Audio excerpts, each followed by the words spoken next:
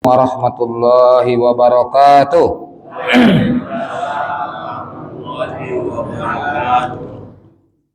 Alhamdulillah, alhamdulillahilladzi arsala rasulahu bil huda wa dinil haqq liyuzhirahu ala dini kulli wa kafa billahi syahida. Asyhadu an la ilaha illallah wahdahu la syarikalah wa asyhadu anna Muhammadan abduhu wa rasuluh. Wassalatu wassalamu ala Rasulillah wa ala alihi wa ashabihi wa mawalah. A'udzu billahi minasyaitonir rajim. Ya ayyuhalladzina amanu taqullaha haqqa tuqatih wa la tamutunna illa wa antum muslimun. Amma ba'du.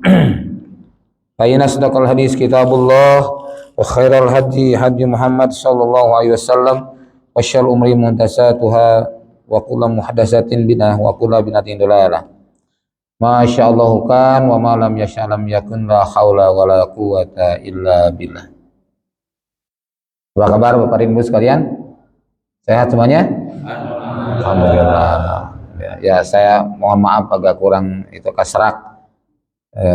Dohirnya kemarin pulang dari Nusa Tenggara Timur, selama di sana sering pakai motor, lagi pula tidak pakai helm lagi, karena katanya kalau sana pakai helm malah aneh. Dan saya dibonceng, kalau yang di depan pakai helm, saya yang nggak pakai helm. Ya, padahal masuk ke dalam-dalam. Kalau pakai mobil agak sulit, jadi kita ke pedalaman tuh seringnya pakai motor. Kalau pas waktu di Lembata, saya pakai mobil.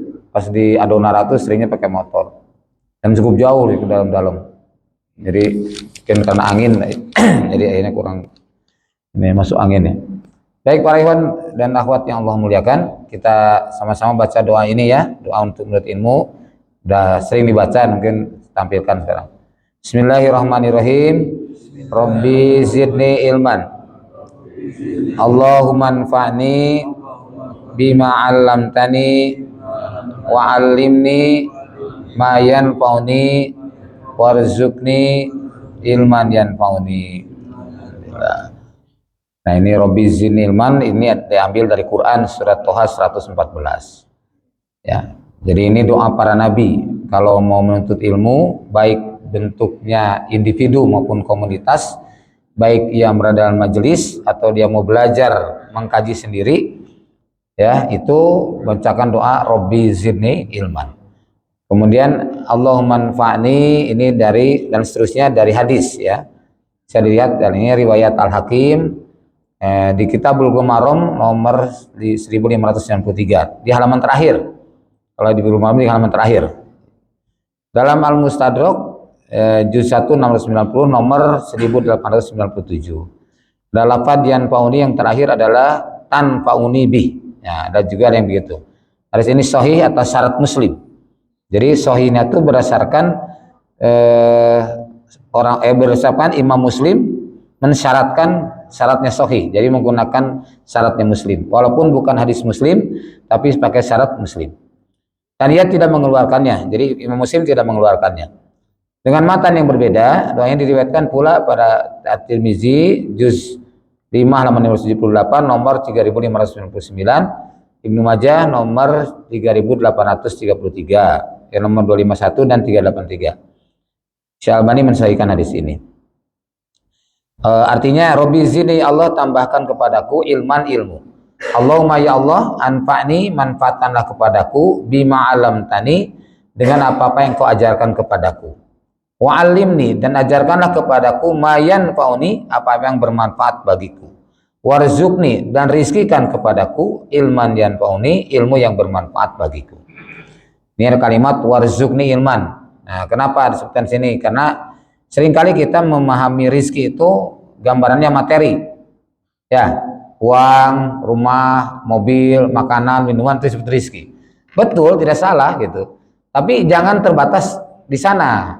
Mana rizki itulah ziyaratul khair, bertambahnya kebaikan.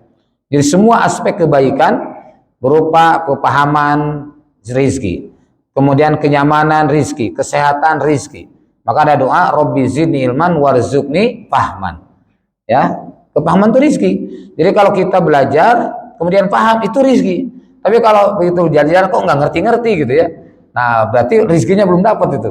Ya, maka harus dievaluasi. Kenapa rezeki itu tidak masuk, tidak kita terima? Nah, rezeki ini identik dengan satu karunia Allah yang berawal dari kualitas dan kuantitas sholat kita, Pak. Maka dalam surat Toha 132 Allah berfirman, "A'udzubillahi minasyaitonirrajim. Wa'mur ahlaka bis-shalah," dan perintahkanlah kepada keluargamu salat. Ya. Wastabir 'alaiha, ya. Dan sabarlah atas perintah itu. La nas'aluka rizqa, kami tidak minta rizki kepadamu. Nahnu narzuquka, kami lah memberikan rizki kepadamu. Wal 'aqibatu littaqwa, dan akibat yang baik bagi orang yang bertakwa. Jadi seseorang dikarunia Allah rizki. Nah, sekali lagi, jangan punya anggapan rezeki itu dalam pengertian uang saja. Kita kan karena orientasinya tuh pulus melulu ya, kadang-kadang sampai pokoknya bil pulus kalau sayin tembus katanya. Dengan pulus macam semuanya tembus. Biduni pulus tanpa pulus kalau sayin mampus katanya gitu. Itu bukan dalil, Pak ya. Jadi seringkali kita seperti itu karena orientasi pikirannya ke materi melulu. Padahal yang namanya rezeki itu adalah ziyadatul khair, bertambahnya aspek-aspek kebaikan. Ya, termasuk tadi ketika ilmu kita dapatkan itu juga rezeki, kesehatan rezeki. Nah, rezeki ini Allah akan berikan karena didasarkan pada kualitas sholat, ya, kuantitas dan kualitas sholat. Maka Umar bin Khattab begitu turun ayat itu, surat Toha 132, itu komitmen membangunkan keluarganya untuk sholat malam. Jadi, kalau sholat berjamaah sudah rutin, ya, sudah terjaga. Sholat wajib sudah terjaga. Tapi sholat malamnya belum terjaga, maka sholat malam dibangunkan, anak istrinya dibangunkan supaya sholat malam. Nah, ini surat Toha 132. Baik, kita akan kaji pada pagi ini tentang gagal prestasi Ramadan. Nah, kenapa sih ini kok bahasanya gagal prestasi? Yang lain biasanya apa keutamaan Ramadan gitu ya? Itu kan udah sering dibahas, ya nggak? Keutamaan Ramadan, berbagai macam pahala Ramadan itu sering dibahas. Yang kita juga harus tahu gagal prestasi. Jadi bukan hanya gagal paham, ini gagal prestasi. Gitu. Jadi mestinya dia dapat prestasi Ramadan, tapi gagal. Nah, apa penyebab-penyebab kegagalan ini? Kita buka dalam hal ini. Nah, pertama kita lihat dalam surat Al-Baqarah ayat 183. A'udzubillahi minasyaitonirrajim. Ya ayyuhalladzina amanu, wahai orang beriman, kutiba alaikumusiyam. Telah diwajibkan atas kalian asyam, yaitu saum. Ayat ini atau ayat yang diawali dengan ya ayyuhalladzina amanu di Al-Qur'an ada berapa, Pak? Ibu-ibu masih ingat? Ada berapa? Sudah sering saya sampaikan, ya. Lupa terus ya. Ada 89. Nah, ada 89. Kalau Bapak dan Ibu menemukan di Al-Qur'an lebih dari 89, misal jadi saya dapat 90. Nah, lebih satu saya bayar 1 juta. Ya. Betul, ini Ramadan loh. Bohong kan dosa kan? Nah, bisa membatalkan puasa saya kalau Ramadan bohong. Saya bayar 1 juta. Bapak dan Ibu dapat, ini 91, berarti lebih 2. Bayarnya 2 juta. Ya, boleh ya. Nanti silakan Pak Endang selaku DKM yang baru, saya ucapkan selamat. Selamat berkiprah, selamat melaksanakan amanah dengan baik. Mudah-mudahan Allah berikan kekuatan pada beliau, ya, makin diberikan kemudahan dalam melaksanakan urusan-urusannya. Demikian pula pada Pak Haji Tarub, ya, kita aturkan jazakumullah khairan kepada beliau dan pengurus yang lainnya yang membantu dalam melaksanakan program-program Masjid Al-Ikhlas. Semoga Allah lipat gandakan pahalanya dan bisa memberkahi rizki beliau. Nah, jadi 89 kali Allah menyebut dengan hal ini. Maka di sini apa? Berdasarkan ayat ini, bahwa yang diperintah saum di bulan Ramadan itu hanyalah orang-orang yang beriman. Orang yang tidak beriman tidak diperintah berpuasa Ramadan. Tuh, dari bawah itu. Jadi mafhum muwafaqahnya, pemahaman yang sepakatnya itu bahwa orang yang tidak beriman dia tidak akan berpuasa. Karena memang perintah ini untuk orang beriman. Ya. Jadi kalau ada orang yang tidak berpuasa tanpa uzur syar'i, bukan karena sakit, bukan karena perjalanan, bukan karena menstruasi, misalnya head dan nifas, maka pastikan bahwa dia tidak beriman. Jadi maksud gitu. Pesan yang dapat dalam ayat ini seperti itu. Jadi kalau makanya Allah panggil ya ayyuhalladzina amanu, wahai orang beriman, kutiba alaikumusiyam. telah diwajibkan batas kamu adalah saum. Dalam tafsir Ibnu Katsir maknanya lah bimakna furido awujiba. Mana kutiba ini diwajibkan, difardukan atau diwajibkan. Dan ini adalah merupakan ayat yang menjadikan saum-saum yang sebelumnya menjadi sunnah, yaitu saum 10 Muharram dan saum 3 hari dalam 1 bulan. Asalnya itu menjadi wajib. Begitu turun ayat ini, itu dijadikan sunnah. Ya, jadi saumnya di bulan Ramadan. Maka jika seorang muslim berpuasa tapi tanpa iman dan ikhlas, bila muslim berpuasa tanpa iman dan ikhlas, maka dia gagal meraih prestasi pahala saum Ramadan. Karena ini syarat. Kan syaratnya diterima amal itu saya sudah sering sampaikan. Ada syurutus sihah, ada syurutul kamal. Mudah-mudahan Bapak dan Ibu masih ingat ya. Saya mengulang-ulang materi yang lalu itu supaya ingat kembali gitu. Syurutus sihah ada 2. Yang pertama adalah ikhlas karena Allah. Yang kedua ittiba'us sunnah. Ya, mengikuti sunnah. Nah, jadi ketika kita melaksanakannya dengan keikhlasan, maka dalil dalam hadis kan, man shoma ramadhana imanan wahtisaban ghufirallahu ma taqaddama min dzambi. Barang siapa yang saum di bulan Ramadan dengan iman, ya, dan ihtisaban. Ihtisaban itu semata-mata mengharap ridho Allah. Seorang saum bukan karena siapa dia, bukan karena apa, dan bukan untuk apa, tapi hanya semata-mata karena Allah. Ya, hanya untuk ridho Allah. Jadi bukan saya malu lah kalau nggak saum, saya kan tokoh di sini. Nah, atau untuk siapa? Oh malu, saya malu sama mertua lah.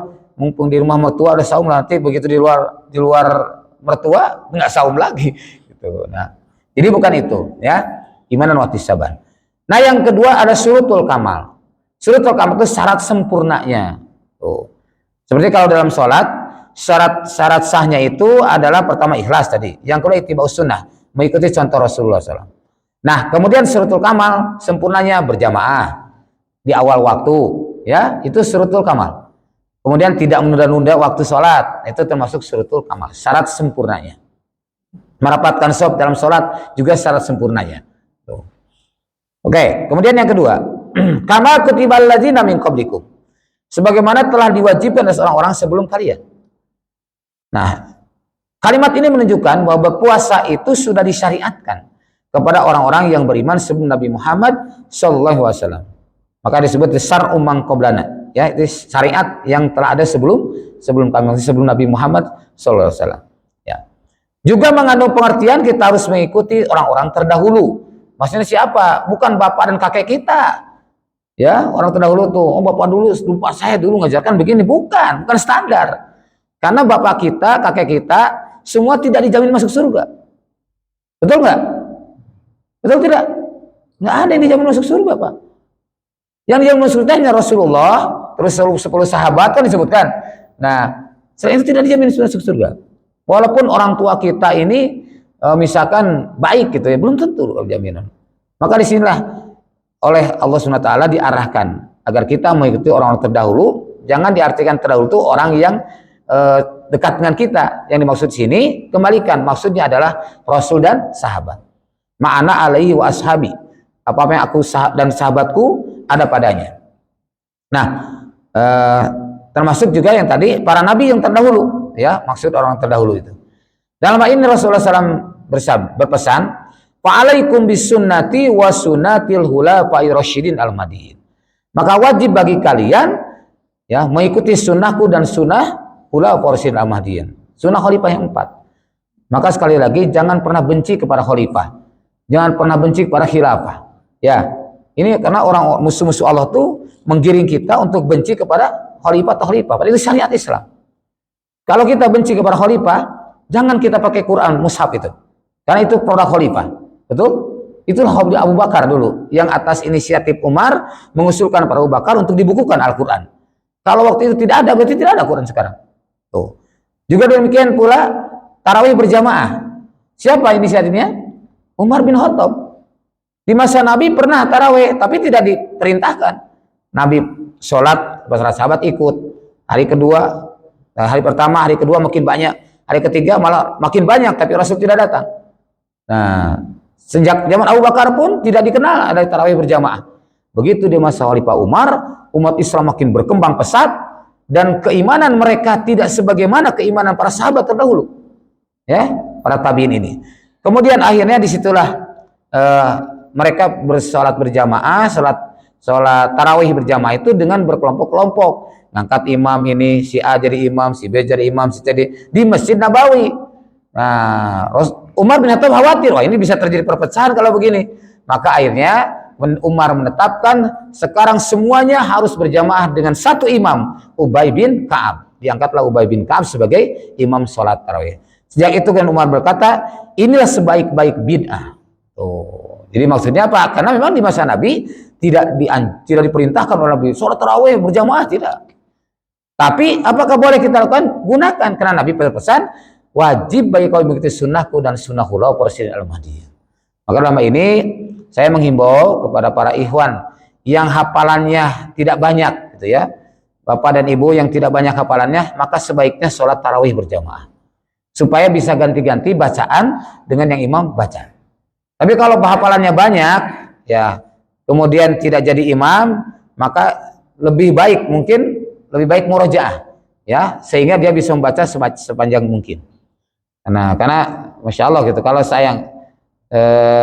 Kalau kita lihat para hafiz Quran itu, justru kalau mereka menjaga sholat malamnya, insya Allah terjaga hafalannya.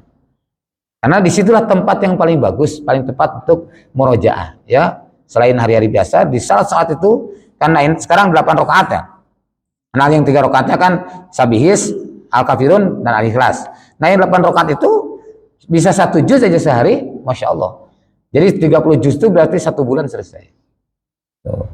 Nah itu kami di pesantren juga sholat itu 2 kali. Pada Isya itu para ikhwan yang tidak sampai 1 juz bacaannya. Tapi kalau malam diusahakan itu 1 juz. Ya, biasa jam 2:30 mulai. 2:30, 1 jam lah kurang lebih. 1 jam atau kadang-kadang jam 3:30 atau jam 4 selesai. Nah, dari keterangan ini, bila kita berpuasa tanpa mencontoh Rasulullah Shallallahu Alaihi Wasallam dan para sahabatnya, maka berarti gagal dalam meraih prestasi Ramadan. Mencontoh dalam hal apa? Dalam semua aspek. Dari mulai ru'yat. Sumu li ru'yatihi wa abtiru li ru'yatihi. Saumlah kamu dengan ru'yat dan berbukalah dengan ru'yat. Jadi ketika Rasulullah SAW dulu, ada kafirah datang ke Madinah. Kemudian ia menyatakan, Ra'aitul hilal, aku melihat hilal, katanya. Kata Rasul, antashhada an la ilaha illallah? Na'am. Wa antashhada Muhammad Rasulullah? Na'am.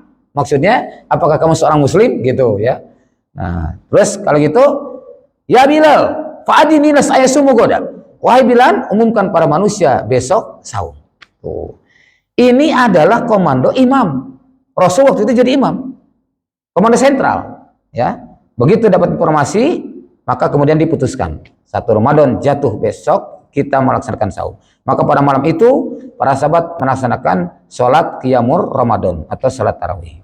Itu ya, setelah dengan informasi tadi, dan kemudian disebarkan ke pelosok-pelosok yang waktu itu belum ada medsos, ya, belum ada teknologi canggih seperti ini. Mereka ada yang berkuda, ada yang pakai unta, menyampaikan pada saudara-saudaranya di pelosok-pelosok. Masya Allah. Ya, kami mengalami hal ini dulu pada tahun 80-an atau tahun 90-an. Kami nunggu di wartel, nunggu keputusan imam.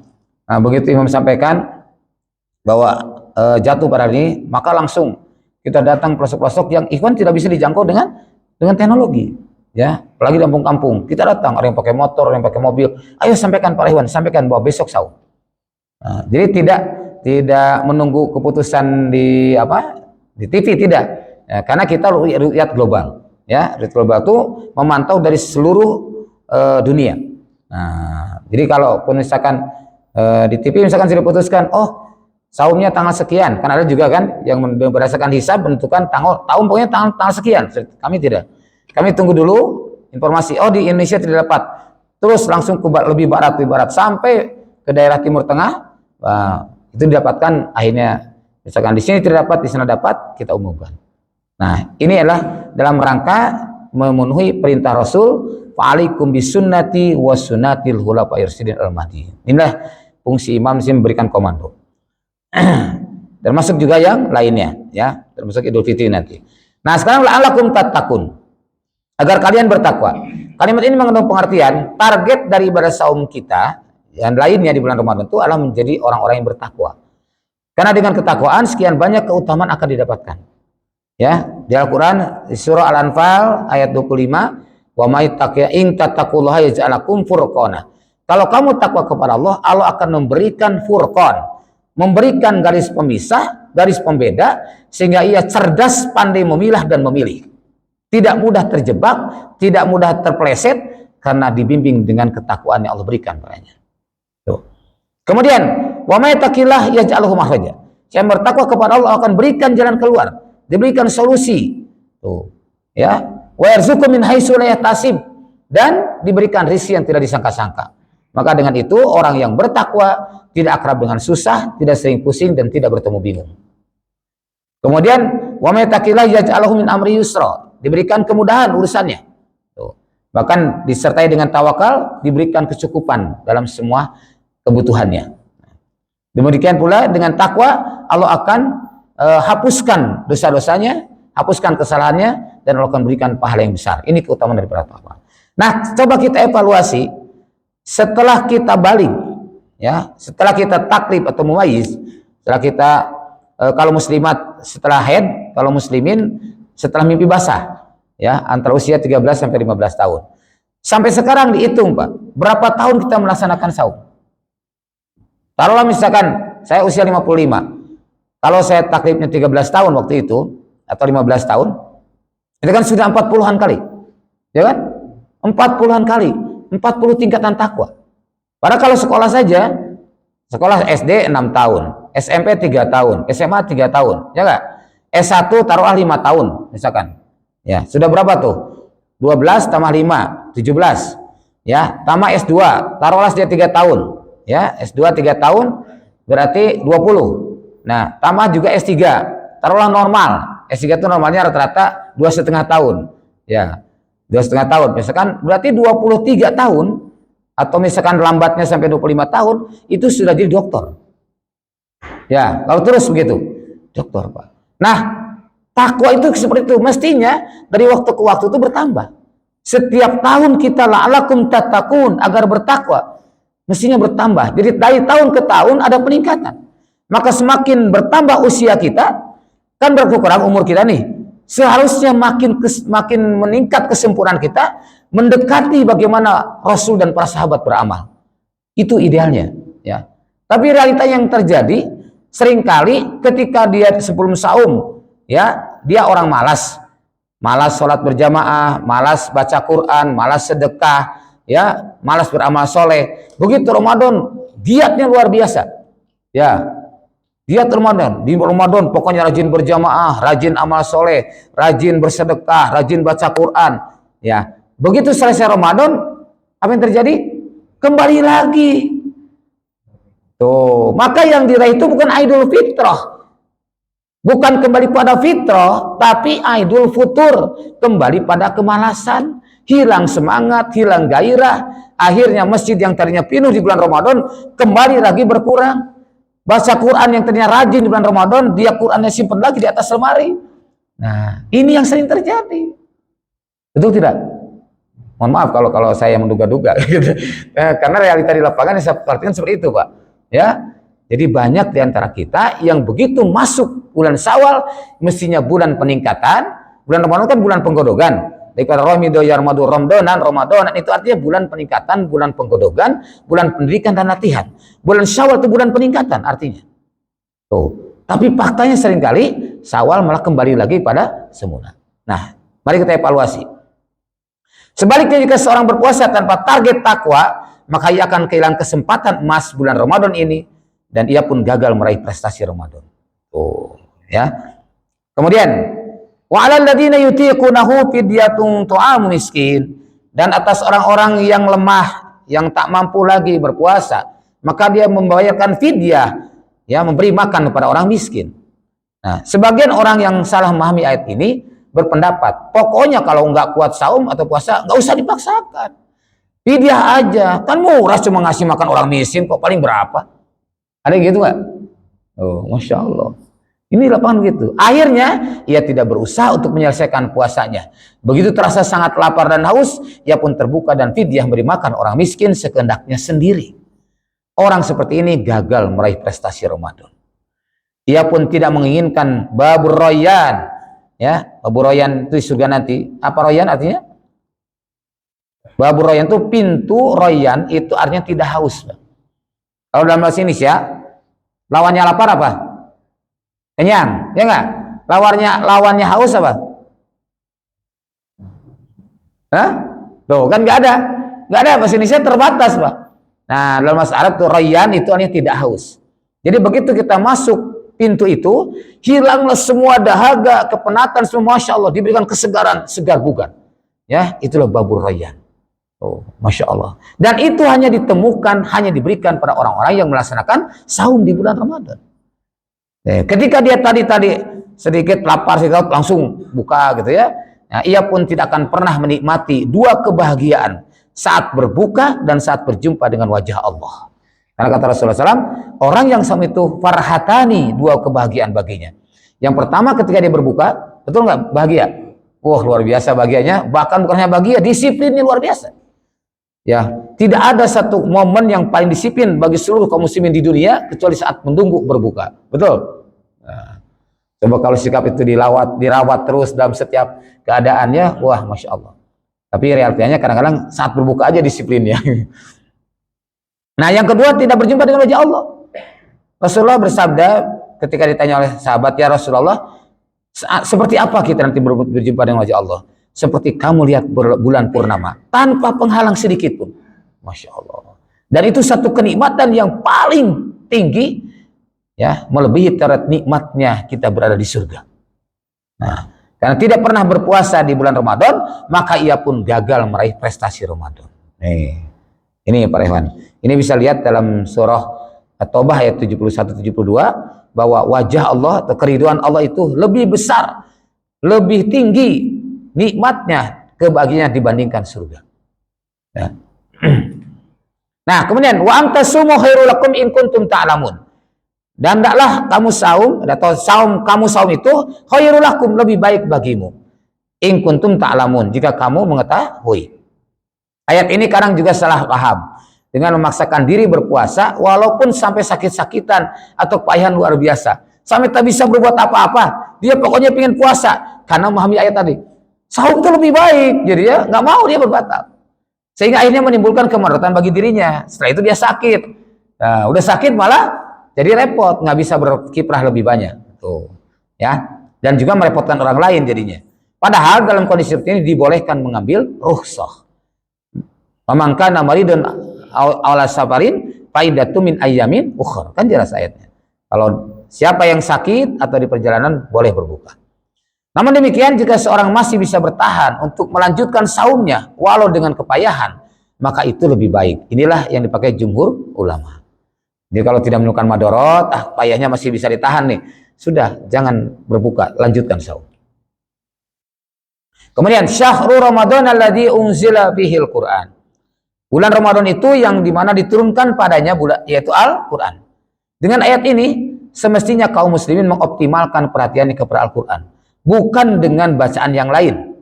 Ya, jadi kita seringkali ada di antara kaum muslimin yang lebih asik baca Quran daripada baca Quran. Ya, faktanya masih banyak kaum muslimin yang tidak memperhatikan Al-Quran. Sekalipun mereka tahu akan keutamaan membaca, mendengar, mempelajari dan menghayati serta mengamalkan Al-Quran, nah, tapi mereka abaikan, tidak peduli. Ya, Masya Allah. Akhirnya mereka termasuk yang gagal dalam meraih prestasi Ramadan. Selesai Ramadan, semestinya mereka telah meraih prestasi terbaik di bidang Al-Quran. Kalau dia fokus saat Ramadan kepada Al-Quran. Misalnya menghatamkan atau mengkaji ayat-ayat pilihan, menelaah tafsir satu surat saja selama Ramadan. Ya, ini bapak-bapak misalkan taruhlah juz amma. Ya, misalkan Pak Haji Tarub, saya mau baca surat An-Nas, baca tafsirnya. Ya, dari berbagai tafsir. Bahkan selesai Ramadan itu mendapatkan mutiara dari surat An-Nas. Tuh, Pak Muhtadin misalkan mau baca surat Al-Hujurat, baca surat Al-Hujurat dari 1 sampai selesai, ya. Maka begitu nanti bulan selesai Ramadan, alhamdulillah saya diberikan kesempatan selama 1 minggu saya mengkaji surat Al-Hujurat, dapat mutiara yang luar biasa. Tuh, Masya Allah. Ya, ini jadi Al-Quran diprioritaskan. Jadi faktanya mereka menyia-nyiakan waktu dengan berbagai aktivitas, berbagai kegiatan yang tidak membuahkan pahala, maka mereka akhirnya gagal meraih prestasi Ramadan. Kemudian, yuridullahu bikumul yusra wala yuridu bikumul usra. Allah menghendaki kepada kalian itu kemudahan dan Allah tidak menghendaki kesulitan. Ya, di ayat ini Allah menghendaki kemudahan kepada kaum muslimin dalam melaksanakan syariat Islam, termasuk puasa. Ya, ini kan termasuk bagian daripada syariat Islam itu adamul haraj, meniadakan kesulitan. Orang yang tidak mendapatkan air untuk berwudu boleh bertayamum. Orang yang sedang berpuasa dalam keadaan tadi sakit atau di perjalanan yang membuat kepayahan, maka dia boleh berbuka dan menggantinya di hari yang lain. Ini sebuah kemudahan. Namun ada di antara muslimin yang memahami zohir ayat ini, ya, dengan pengertian boleh menggampangkan syariat tanpa aturan yang benar. Maka salah pahamnya itu apa? Ayat ini semestinya rukhsah jadi dilakukan dengan tasahul. Tasahul itu memudah-mudahkan, ya, menggampang-gampangkan. Orang seperti inilah yang jadi gagal dalam meraih prestasi Ramadan. Ya, contoh Pak, saya pernah ditelepon, Ustadz, ini kami mau mudik Ustadz. Mau mudik, terus gimana? Ini kan kami berangkat setelah sholat subuh. Nah, boleh nggak kami tidak saum? Coba, dengan mudahnya, boleh nggak saya tidak saum? Tidak boleh. Siapa yang berikan contoh seperti itu? Nah, diperintahkan tetap saum. Kan wa antasumu khairul lakum. Saum itu lebih baik. Tapi nanti kalau di tengah perjalanan tak mampu, tak sanggup lagi untuk menahan lapar dan dahaganya, menahan kepayahan karena misalkan membawa mobil, ya, maka di situ boleh berbuka. Kalau dari awal sudah tidak saum, itu tidak sesuai dengan sunnah, gitu. Jadi tetap harus saum. Ini bapak-bapak dan ibu sekalian ya, kalau ada yang mau mudik, jangan nanti kan saya mau mudik ulang, nggak usah saum. Jadi tidak ada dasar seperti itu, ya. Kemudian walitukabbirullaha ala ma hadakum wala alakum tashkurun. Walitukabbirullaha ala ma hadakum, supaya kita mengagungkan Allah atas petunjuk yang Allah berikan kepada kita. Kemudian wala alakum tashkurun, dan agar kalian bersyukur. Pada kalimat ini ada perintah mengagungkan Allah atas petunjuk yang Allah berikan kepada kita. Faktanya banyak di antara kita yang masih sombong padahal sudah melewati Ramadan. Ya.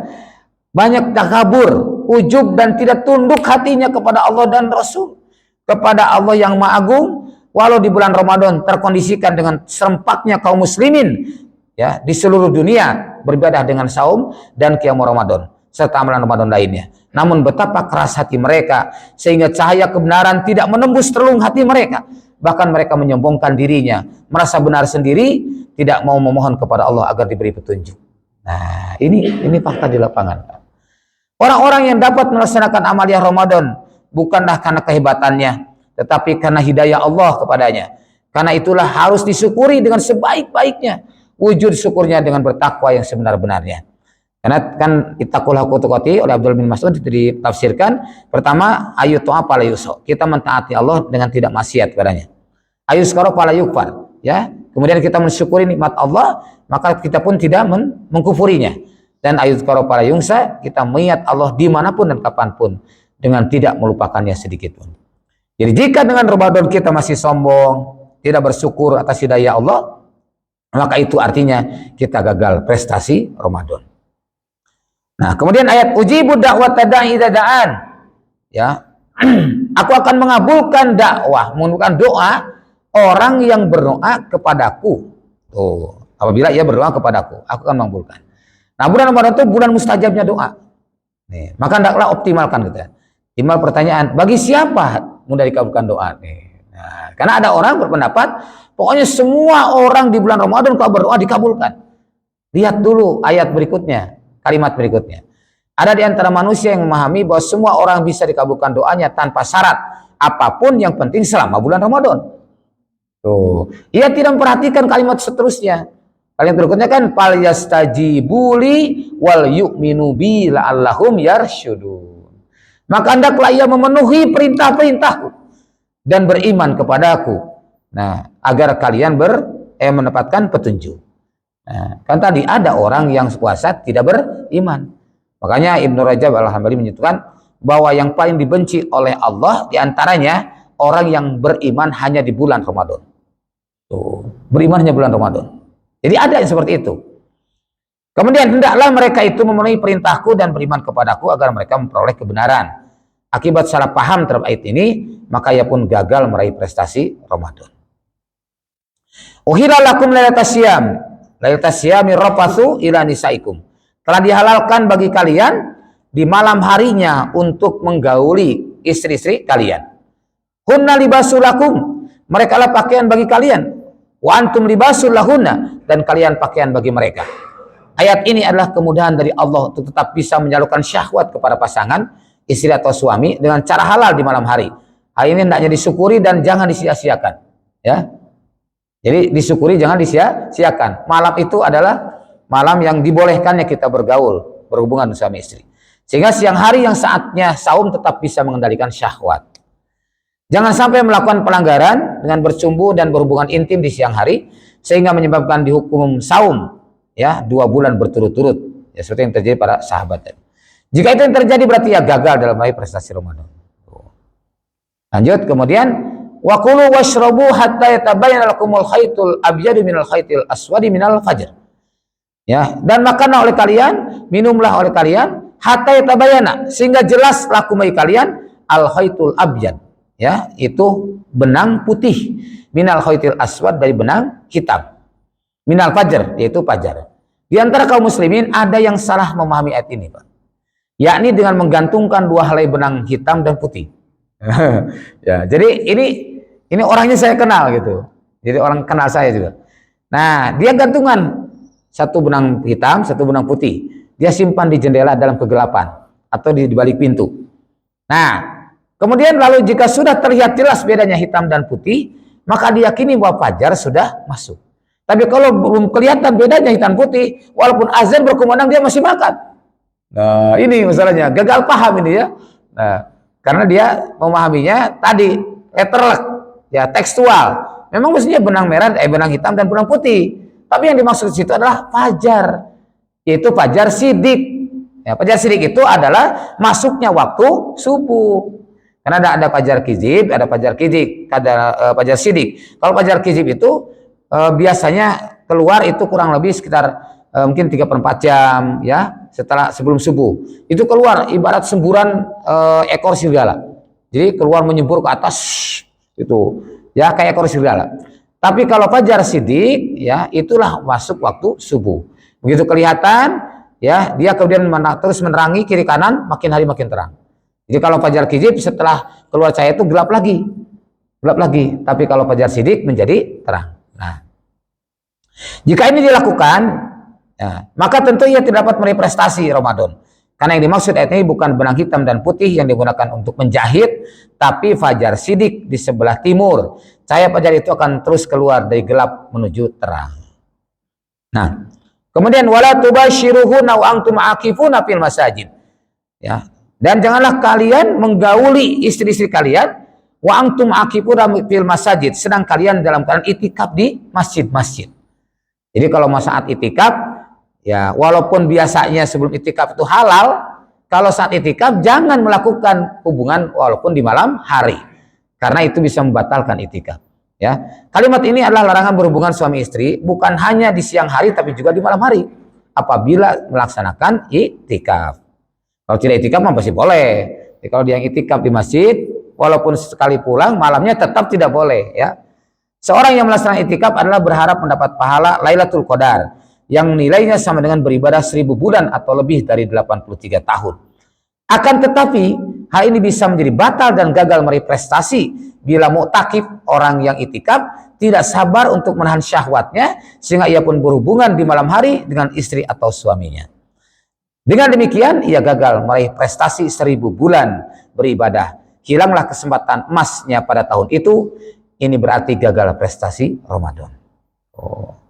Nah, kemudian tilka hududullah fala taqrabuha. Itulah had-had Allah. Batasan-batasan hukum-hukum Allah. Fala taqrabuha, maka janganlah kamu melanggarnya. Tuh. Ayat ini peringatan Allah kepada kita agar menjaga hukum Allah jangan dilanggar. Melaksanakan hukum Allah dalam hal Ramadan berarti sukses prestasi Ramadan. Melakukan pelanggaran terhadap hukum Allah dalam hal Ramadan berarti gagal prestasi Ramadan. Nah, kemudian ayat kalimat terakhir, kadzalika yubayyinullahu ayati linnasi la'allahum yattaqun, kan gitu. Seperti itulah Allah jelaskan ayat-ayatnya, yaitu linnasi, untuk manusia. Maksudnya dengan kalimat ini di akhir ayat, ya, di akhir ayatnya, di akhir ayat, semestinya semua peristiwa dan semua amalan di bulan Ramadan hendaklah menjadi pelajaran dan menambah keimanan akan tanda-tanda kekuasaan Allah. Jadi makin dekat, makin tawadu, makin takjub kepada kekuasaan Allah dengan kita melaksanakan Ramadan itu mestinya. Dengan menghayati ayat-ayat Allah, baik yang kauliyah, yaitu Al-Quran, ayat yang tertulis, maupun kauniyah yang tidak tertulis, alam raya ini. Maka akan sampailah pada target takwa, sebagaimana disebutkan dalam Al-Quran surat Al-Baqarah 183, la'alakum tatakun, atau surat Al-Baqarah 187, la'alahum yattaqun. Nah, sekarang kita lihat dari hadis. Gimana dalam hadis tentang hal ini? Nabi bersabda, malam yada qaula zuri wal amala bihi wal jahla falaysa lillahi hajatun ayyada atau amah wa syarbahu. Hadis riwayat Al-Bukhari. Barang siapa yang tidak meninggalkan perkataan yang dusta, qaula zur, perkataan dusta, perkataan bohong, ingkar janji, khianat, ya, berbasa-basi, berdiplomasi padahal melakukan manipulasi. Nah, wal amala bihi, dan juga berbuat buruk, berbuat maksiat, wal jahla, dan tidak mau mencari ilmu. Dia merawat kebodohan, nggak mau mencari ilmu, nggak mau duduk dalam majelis, nggak mau bertanya kepada yang mengerti. Para Allah perintahkan fas'alu ahla zikri in kuntum la ta'lamun, maka bertanyalah kamu kepada ahli ilmu agar apabila kamu tidak mengetahui. Nah, tapi tiga hal ini bisa menjadikan gagalnya Ramadan. Yaitu ketika dia berkata buruk, ketika dia berbuat buruk, dan dia malas mencari ilmu, maka Rasulullah bersabda, falaisa lillahi hajatun, maka Allah tidak membutuhkan kepadanya ayyada atau ama wa syarbahu, dalam ia meninggalkan minuman, makanan dan minumannya. Ia meninggalkan lapar dan dahaganya, Allah tidak perlu kepadanya. Padahal saum itu akan dibalas oleh Allah SWT ketika orang tidak meninggalkan perkataan buruk, tidak meninggalkan perbuatan buruk, dan tidak mau mencari ilmu di bulan Ramadan, dia tidak akan diterima saumnya. Masya Allah, gitu Pak. Ya, luar biasa ya. Kemudian hadis ini, kam min shaimin laisa lahu min siyamihi illal ju'. Ya, banyak orang yang saum tapi baginya tidak ada pahala dari saumnya kecuali lapar saja. Yang ia dapatkan hanya lapar, tapi dia dapat pahala. Wa kam min qaimin, dan banyak mereka yang qiyamul Ramadan, salat tarawih, salat malam, laisa lahu min qiyamihi, tapi tidak ada baginya pahala dari qiyamul Ramadan itu ila sahar, kecuali kelelahan saja. Masya Allah. Kira-kira gimana tuh kayak gitu? Ya, sedih tidak? Luar biasa sedihnya ya. Kita sudah capek-capek gak dapat pahala, kita sudah lapar dan dahaga gak dapat pahala. Masya Allah. Ini karena tadi persyaratan-persyaratan tidak kita penuhi, sehingga kita gagal dalam prestasi Ramadan. Ini hadis riwayat Ahmad 1690. Jadi lapar, dahaga. Nah, semestinya orang yang berpuasa ini harus menjaga diri dari keburukan, kemaksiatan dan keburukan lain, dan harus memperbanyak amal solih atas segala yang ia mampu melakukannya. Namun bila tidak, maka yang terjadi akan sebaliknya. Semestinya dengan puasa dan menjaga diri dari keburukan, maka akan didapat berbagai kebaikan dan pahala yang sangat banyak. Lapar, dahaga, dan kelelahan sholat malam tidak mendatangkan kebaikan apabila tidak melaksanakan sesuai dengan aturan Allah dan Rasul-Nya. Faktanya nanti banyak yang lapar dan dahaga, tapi berujung sia-sia. Masya Allah. Demikian pula banyak orang yang sholat malam hanya merasakan lelah yang luar biasa. Orang seperti inilah yang gagal prestasi Ramadan. Nah, terakhir, hadis ini ya udah pernah saya sampaikan di sini juga. Rogima an purojulin, celaka seseorang. Nah, kalau bahasa aslinya rogima an purojulin, rumpung hidung seorang laki-laki gitu. Ini bahasa Arab, itu bahasa apa? Merupakan bahasa kiasan ya, atau bahasa apa istilahnya disebutnya dalam mesin itu satu idiom. Nah, rogima an purojulin, celaka seseorang. Dukirtu indahu, disebut namaku padanya, atau dia mendengarkan disebut nama Rasulullah SAW. Nah, falam yusalli alayya, tapi dia tidak bersalawat kepadaku. Maka ketika kita mendengar kata Nabi Muhammad sallallahu alaihi wasallam, baca hadis an Rasulillah sallallahu alaihi wasallam. Tapi kalau yang disebut nama Muhammad itu tukang bubur kacang, tidak perlu baca salawat, ya. Disebut nama Muhammad, tapi dia maksudnya adalah tukang bubur kacang atau tukang atau siapa saja selain Rasulullah, maka tidak perlu disebut dengan salawat. Warogiman furujulin, ya, dan celaka seorang dakhala alaihi Ramadan, masuk atasnya bulan Ramadan, pangsalahu qabla ayyughfara lahu, tapi ia Ramadan meninggalkannya sebelum ia diampuni dosa-dosanya. Celaka seseorang seperti ini. Ini tadi karena beberapa hal tidak dipenuhi. Warogiman furujulin, dan celaka seseorang adroka indahu abawahul kibaro, ia mendapati kedua orang tuanya dalam keadaan sudah lanjut usia, ya, sudah tua. Falam yudkhilahul jannah, tetapi tidak masukkan dia ke dalam surga. Kenapa? Tidak berbakti kepada orang tuanya, tidak sungguh-sungguh merawat orang tuanya yang sudah lanjut, sudah uzur, maka durhakalah anak ini dan dia tidak mendapatkan surganya Allah. Masya Allah, para ikhwan. Maka dalam kitab Al-Kabair, Imam Dahabi menuliskan 70 dosa besar. 10 dosa besar yang di awal, termasuk hukukul walidain, durhaka kepada orang tua. Nah, jangan sekali-kali kita durhaka pada orang tua. Sekalipun orang tua kita ini tidak sesoleh kita, tidak sebaik kita, dan bahkan orang kafir, tetap berbuat baik kepada mereka. Ayat sudah jelas. Wa sahibhuma fid dunya ma'rufa. Maka tetap pergaulilah mereka keduanya dengan baik dalam urusan dunia. Nabi Ibrahim itu orang tuanya kafir, tapi tetap berbuat baik kepada orang tuanya. Masya Allah. Jadi itu tiga perkara manusia celaka: tidak bersalawat saat mendengar nama Rasulullah SAW disebut, keluar atau selesai Ramadan belum diampuni dosa, dan tidak berbakti pada orang tuanya, terutama yang sudah lanjut usia. Hadis riwayat Ahmad dan Tirmizi. Ya, demikian ikhwan fillah wa akhwatillah. Mudah-mudahan manfaatnya. Apabila ada yang bertanyakan, kami persilakan. Alhamdulillahirabbil alamin. Ya, silakan.